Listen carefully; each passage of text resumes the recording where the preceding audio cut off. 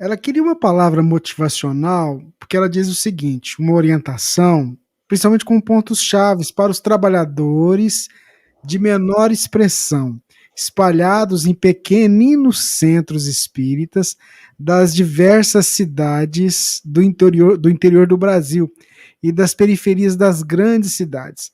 Sabemos que nossos recursos materiais e espirituais são limitados e muitas vezes passamos por diversas dificuldades para nos mantermos fiéis no trabalho de divulgação e vivência da doutrina espírita.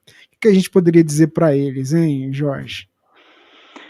A primeira coisa é que o verdadeiro trabalho, ele não precisa de recursos para acontecer. Se você perceber, o trabalho mais belo que o cristianismo fez foi quando ele foi mais pobre. Houve muito mais espiritualidade no movimento cristão, quando a Casa do Caminho abriu as suas portas para oferecer aquilo que o dinheiro não compra, que é amor, do que depois, quando o cristianismo já tinha tanto recurso e que era bem mais fácil você oferecer para as pessoas socorro e ajuda nas suas necessidades. Nós encontramos no livro Recordações da Mediunidade, de Ivone Pereira, um trecho da obra em que ela relata as suas experiências no município de Lavras, interior de Minas Gerais.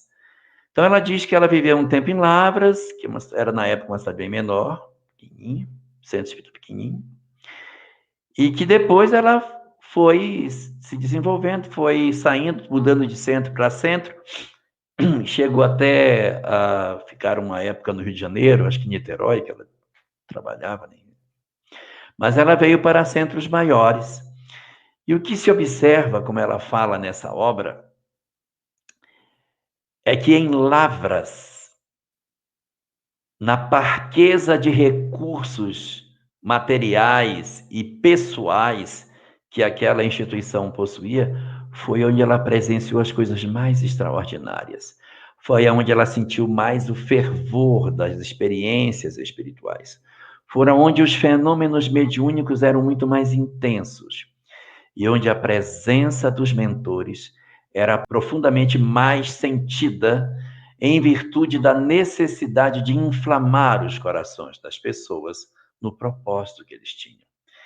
O que acontece conosco é que muitas vezes nós achamos que são as obras do lado de fora que representam a nossa grandeza espiritual. E no dizer dos espíritos, na grande caminhada evolutiva que nos leva na senda do progresso, isso está numa mensagem chamada A Capa de Santo. Existem várias experiências que os espíritos vivem durante as suas várias encarnações.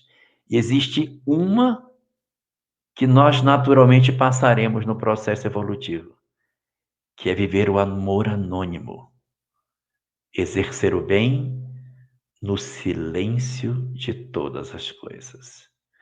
Porque, de certa maneira, você fazer o bem no local onde todos enxergam e você é visto e as pessoas reforçam a sua motivação, é uma condição, não deixa de ser louvável, mas é uma condição.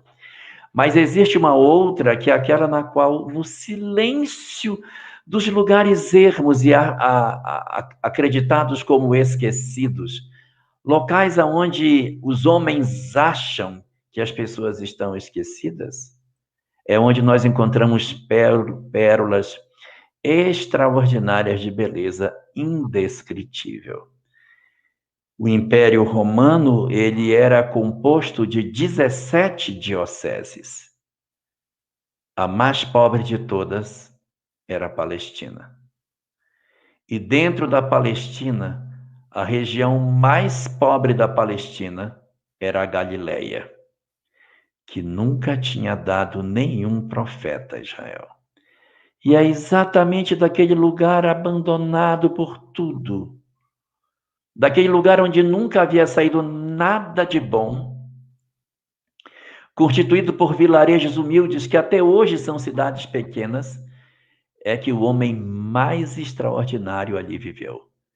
E ele não precisou correr o mundo para viver a sua mensagem, para ensinar o que ele sabia. A intensidade dos seus ensinamentos era tão grande que, mesmo vivendo num local tão pequenino, ele explodiu em intensidade aquilo que ele pregou, que o mundo ocidental se curvou a essa mensagem que, no dizer de Allan Kardec na Gênese, foi o maior de todos os milagres que Jesus praticou.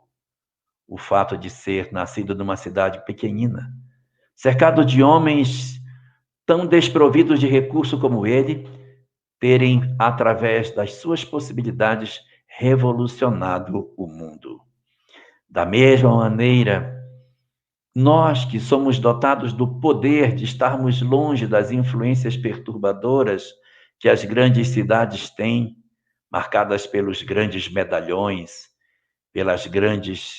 dos grandes depósitos de cultura, somos capazes de, no silêncio das nossas noites solitárias, fazermos as nossas leituras e encontrarmos interpretações extraordinárias para os conhecimentos da lei e, assim, vivermos em plenitude, muito mais próximos da nossa família, muito mais intensamente pelas nossas vilas serem menores e pequenas, entregarmos-nos de maneira muito mais verdadeira ao trabalho real que a gente veio para fazer, do que na agitação das grandes cidades, onde às vezes dividimos nosso tempo com tantas coisas que esquecemos de oferecer a nossa parte melhor para a nossa grande tarefa que viemos para realizar na Terra. Então, desejo a todos vocês que aproveitem essa lição, porque essa é uma das trilhas que a gente tem que seguir. Experimentar essas determinadas circunstâncias para aprender de todas as formas como que a gente pode fazer para amar.